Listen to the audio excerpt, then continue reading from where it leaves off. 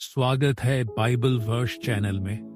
क्या आपने कभी सोचा है कि परमेश्वर के साथ चलने का सही अर्थ क्या है? यह सिर्फ चर्च जाने या धार्मिक गतिविधियों में शामिल होने से कहीं अधिक गहरा है। आज हम बाइबल के माध्यम से जानेंगे कि कैसे हम अपने जीवन में परमेश्वर के साथ सही तरीके से चल सकते हैं। अगर आप अपने विश्वास को मजबूत बनाना चाहते हैं तो वीडियो को लाइक करें, चैनल को सब्सक्राइब करें और अंत तक जुड़े रहें। तो चलिए छोटी सी प्रार्थना करके शुरू करते हैं। हे स्वर्गीय पिता, आज हम तेरे सामने झुककर तुझसे ज्ञान और आत्मिक समझ की याचना करते हैं। हमें सिखा कि कैसे हम तेरे साथ सही तरीके से चल सकते हैं, तेरा मार्ग समझ सकते हैं और तुझसे और अधिक निकटता पा सकते हैं। हमारे दिलों को खोल कि हम तेरे वचनों को ग्रहण करें और अपने जीवन में लागू करें। यीशु मसीह के नाम में आमीन। परमेश्वर के साथ चलना सिर्फ एक धार्मिक नियमों का पालन करना नहीं है, बल्कि यह एक गहरा, जीवंत और आत्मीय संबंध है जो हमें हर कदम पर उसके करीब ले जाता है। जब कोई छोटा बच्चा अपने पिता की उंगली पकड़कर चलता है तो उसे इस बात की चिंता नहीं होती कि रास्ता कैसा होगा। उसे बस इतना पता होता है कि पिता मेरे साथ हैं तो मैं सुरक्षित हूँ। यही भरोसा हमें परमेश्वर पर रखना है, हर हाल में, हर परिस्थिति में। पवित्र शास्त्र में लिखा है, मीका 6:8 में, हे मनुष्य, वह तुझसे भलाई ही चाहता है और तुझसे क्या चाहता है? केवल यह कि तू न्याय करे और दया से प्रीति रखे और अपने परमेश्वर के साथ नम्रता से चले। आमीन। परमेश्वर के साथ चलने का मतलब है कि हम सच्चाई और न्याय को अपने जीवन का आधार बनाएं। दूसरों के प्रति दयालु बने, क्योंकि प्रेम और दया ही उस मार्ग के मुख्य स्तंभ है जिस पर परमेश्वर हमें चलाना चाहते हैं।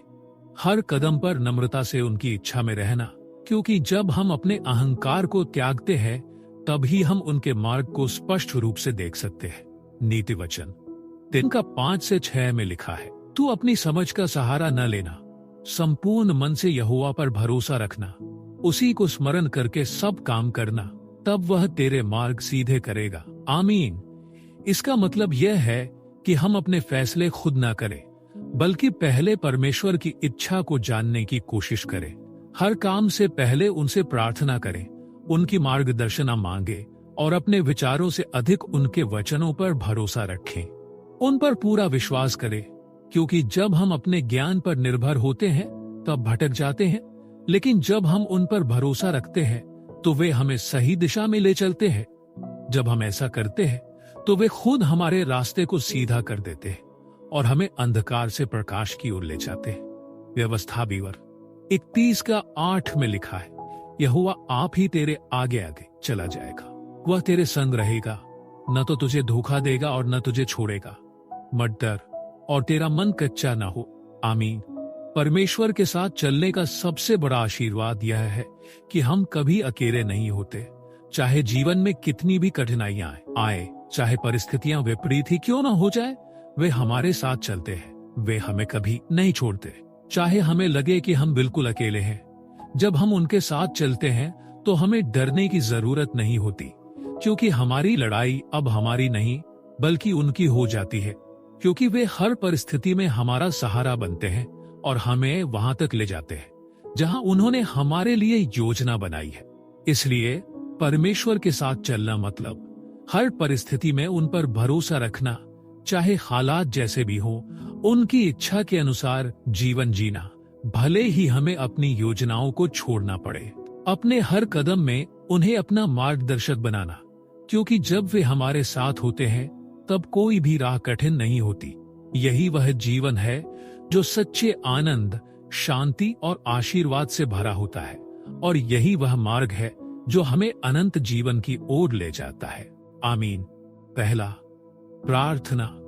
परमेश्वर के साथ चलने का आधार। हे परमेश्वर, मैं आपके पवित्र नाम की स्तुति करता हूँ, क्योंकि आप ही मेरे जीवन का मार्गदर्शक है। मैं स्वीकार करता हूँ कि अपने बल और अपनी बुद्धि से मैं सही मार्ग नहीं चुन सकता। इसलिए हे प्रभु, मेरी समझ को नम्र बना दीजिए ताकि मैं हर परिस्थिति में आप पर भरोसा कर सकूं। जैसा कि बाइबल में लिखा है, नीति वचन 3:5 में, तू अपनी समझ का सहारा न लेना, संपूर्ण मन से यहोवा पर भरोसा रखना। मुझे अपनी इच्छा नहीं बल्कि आपकी इच्छा के अनुसार चलना सिखाइए। मेरे हृदय को बदल दीजिए कि मैं न्याय, दया और नम्रता में चल सकूं, जैसा कि आपने सिखाया है। तू न्याय करे और दया से प्रीति रखे और अपने परमेश्वर के साथ नम्रता से चले।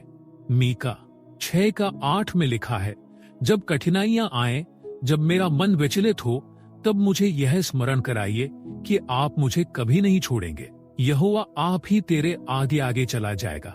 वह तेरे संग रहेगा, न तो तुझे धोखा देगा और न तुझे छोड़ेगा।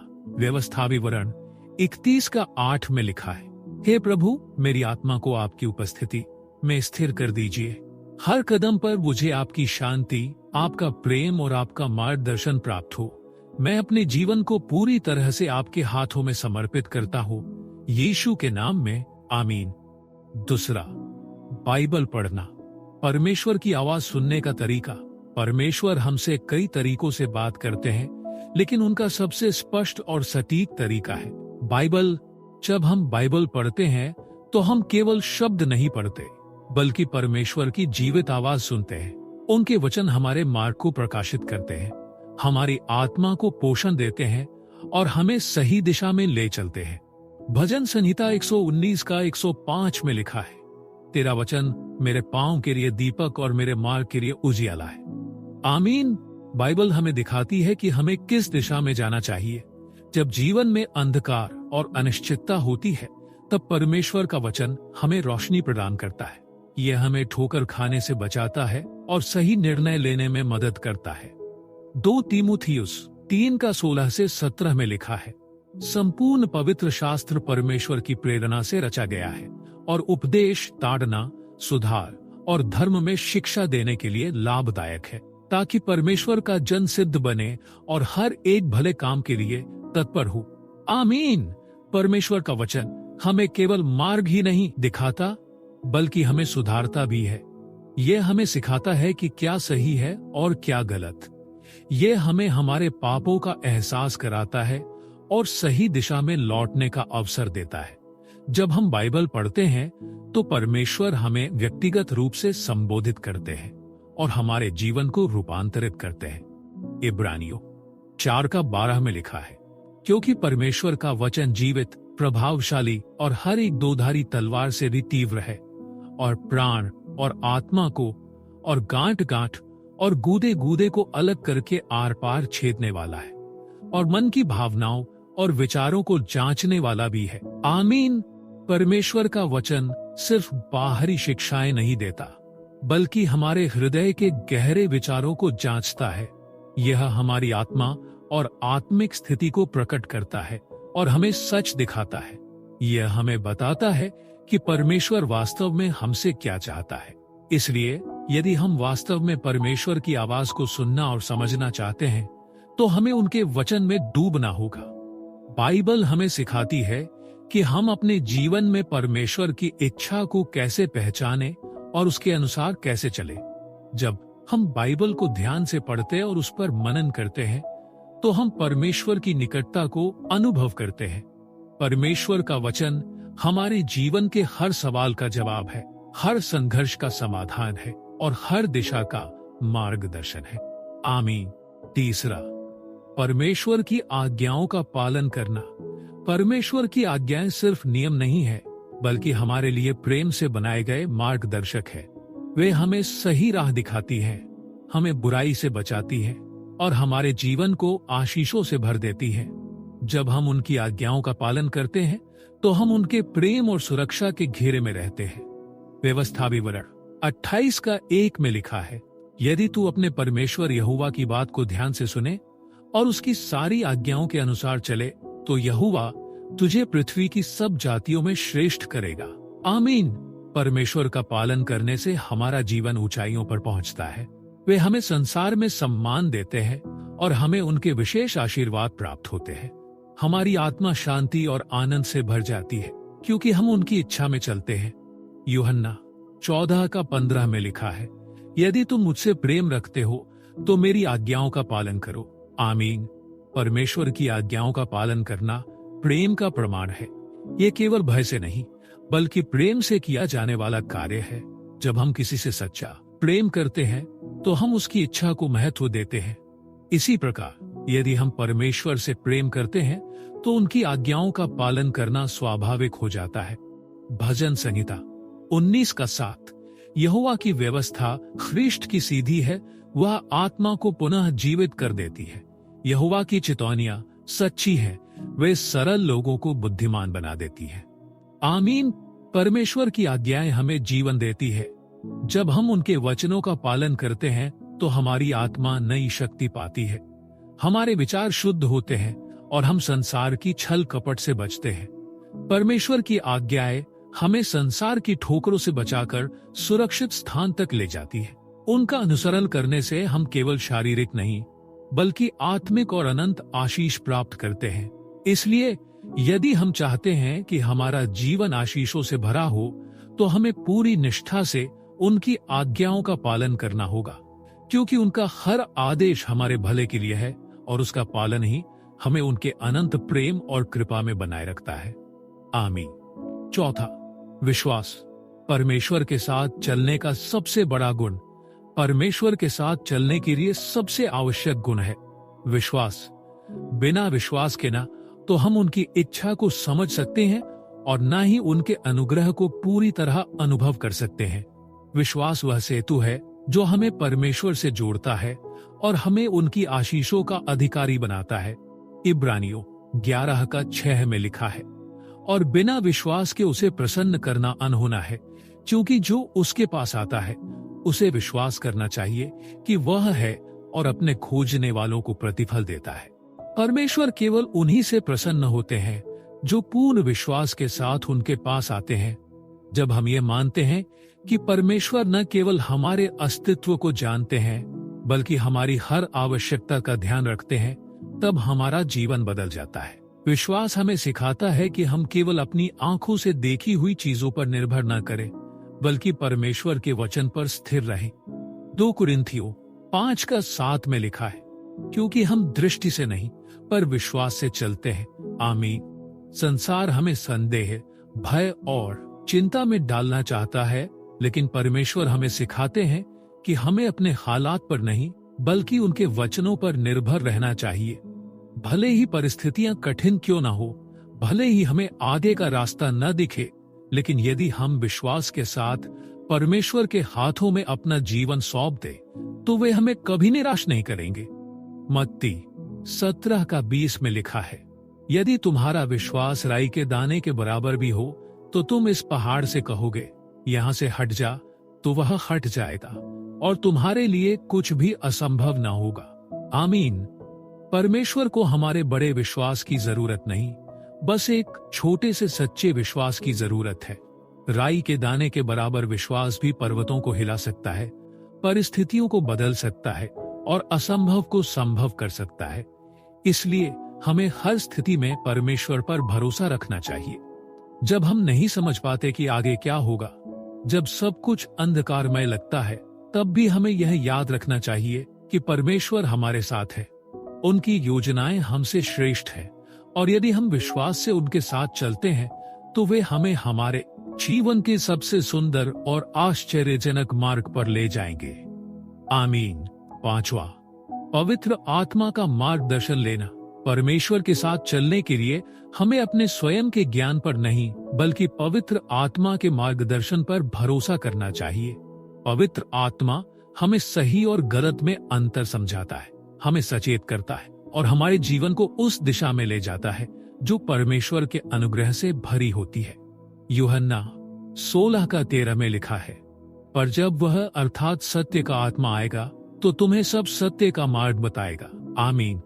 जब हम पवित्र आत्मा की आवाज को पहचानते हैं और उसका अनुसरण करते हैं तो हम भटकते नहीं। वह हमें परमेश्वर की इच्छा को समझने में मदद करता है और हमें आत्मिक रूप से मजबूत बनाता है। रोमियो 8:14 में लिखा है, क्योंकि जितने लोग परमेश्वर के आत्मा के द्वारा चलाए जाते हैं वे ही परमेश्वर के पुत्र हैं। आमीन। जो लोग अपने जीवन के निर्णय पवित्र आत्मा के निर्देश से लेते हैं वे सच में परमेश्वर के निकट होते हैं। आमीन। 6, नम्रता और धैर्य के साथ चलना। परमेश्वर के साथ चलने के लिए हमें अपने अहंकार को छोड़कर नम्रता धारण करनी पड़ती है। नम्रता हमें यह सिखाती है कि हम परमेश्वर की इच्छा के आगे समर्पित रहें, और धैर्य हमें उनकी योजना के पूर्ण होने की प्रतीक्षा करने में मदद करता है। 1 पतरस 5:6 में लिखा है, इसलिए परमेश्वर के शक्तिशाली हाथ के नीचे नम्र बनो कि वह तुम्हें उचित समय पर ऊंचा करे। आमीन। परमेश्वर समय के अनुसार कार्य करते हैं, और जब हम उनकी योजना के अधीन नम्र होकर चलते हैं तो वह हमें ऊंचा उठाते हैं। याकूब 1:3-4 में लिखा है, क्योंकि यह जान लो कि तुम्हारे विश्वास की परीक्षा धीरज उत्पन्न करती है, पर धीरज को अपना पूरा काम करने दो। आमीन। जब हम परमेश्वर के साथ धैर्य पूर्वक चलते हैं तो हमारा विश्वास मजबूत होता है और हम उसकी महिमा को अपने जीवन में देख पाते हैं। आमीन। 7वां, संसार से नहीं, परमेश्वर से प्रेम करना। इस संसार में कई ऐसी चीजें हैं जो हमें आकर्षित करती हैं, लेकिन वे हमें परमेश्वर से दूर भी कर सकती हैं। हमें सांसारिक चीजों से अधिक परमेश्वर को प्राथमिकता देनी चाहिए, क्योंकि केवल वही हमें सच्ची शांति और स्थायी आशीष दे सकते हैं। 1 यूहन्ना 2:15 में लिखा है, संसार से और संसार की वस्तुओं से प्रेम न करो। यदि कोई संसार से प्रेम करता है तो उसमें पिता का प्रेम नहीं है। आमीन। संसार की चीजें क्षणिक होती हैं, लेकिन परमेश्वर का प्रेम अनंत और शुद्ध होता है। मत्ती 6:24 में लिखा है, कोई भी 2 स्वामियों की सेवा नहीं कर सकता, क्योंकि वह एक से प्रेम रखेगा और दूसरे से बैर करेगा। आमीन। हमें अपने हृदय को परमेश्वर के प्रेम से भरना चाहिए और सांसारिक प्रलोभनों से सावधान रहना चाहिए, ताकि हम सच्ची आशीष प्राप्त कर सके। आमीन। 8वां, परीक्षा और संघर्ष में भी परमेश्वर के साथ बने रहना।